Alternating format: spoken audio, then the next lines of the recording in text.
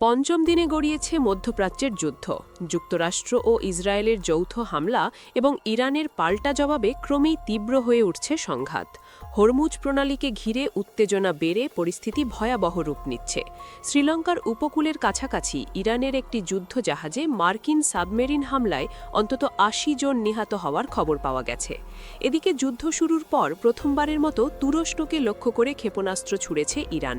তবে সেই ক্ষেপণাস্ত্র দেশটিতে অবস্থান করা ন্যাটো বাহিনী ভূপাতিত করেছে বলে জানা গেছে। এরই মধ্যে ইরানে যুক্তরাষ্ট্র ও ইসরায়েলের হামলায় প্রাণহানি হাজার ছাড়িয়েছে। রাজধানী তেহরান সহ ইস্পাহান, কোম, উর্মিয়া এবং হরমুজগান প্রদেশে টানা বিমান হামলা চালানো হয়েছে।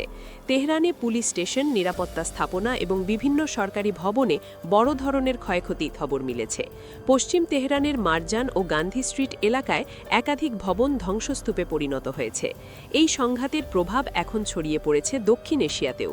শ্রীলঙ্কার উপকূলে ইরানি একটি জাহাজে মার্কিন সাবমেরিন হামলার ঘটনা ঘটেছে। শ্রীলঙ্কার উপপররাষ্ট্রমন্ত্রীর তথ্য অনুযায়ী হামলায় অন্তত ৮০ জন নিহত হয়েছেন।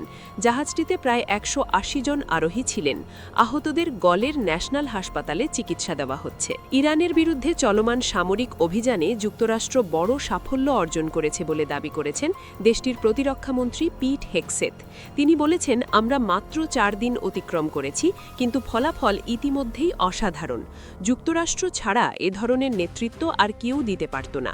ইসরায়েলি প্রতিরক্ষা বাহিনীর সঙ্গে আমাদের সমন্বয় শত্রুদের জন্য সম্পূর্ণ ধ্বংস ডেকে এনেছে। তারা শেষ এবং তারা সেটি জানে।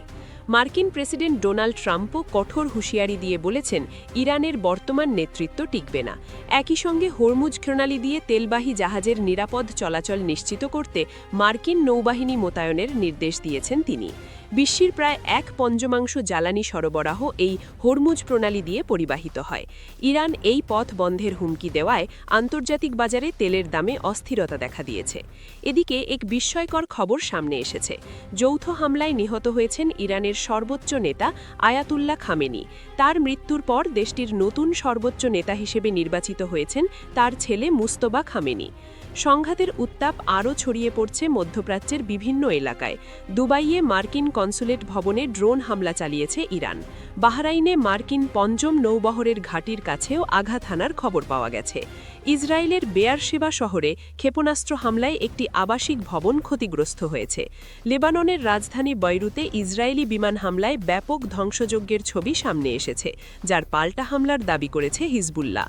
অন্যদিকে তুরস্কের আকাশসীমায় ইরান থেকে ছোড়া একটি ক্ষেপণাস্ত্র ন্যাটোর প্রতিরক্ষা ব্যবস্থায় ভূপাতিত করা হয়েছে। সব মিলিয়ে মধ্যপ্রাচ্যের এই সংঘাত এখন আঞ্চলিক সীমা ছাড়িয়ে বৈশ্বিক নিরাপত্তা এবং জ্বালানি সরবরাহ ব্যবস্থার জন্য বড় হুমকি হয়ে উঠেছে।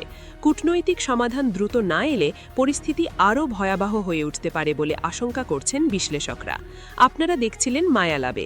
ভিডিওটি ভালো লাগলে অবশ্যই লাইক, শেয়ার এবং সাবস্ক্রাইব করবেন। সকলকে ধন্যবাদ আমাদের সঙ্গে থাকার জন্য।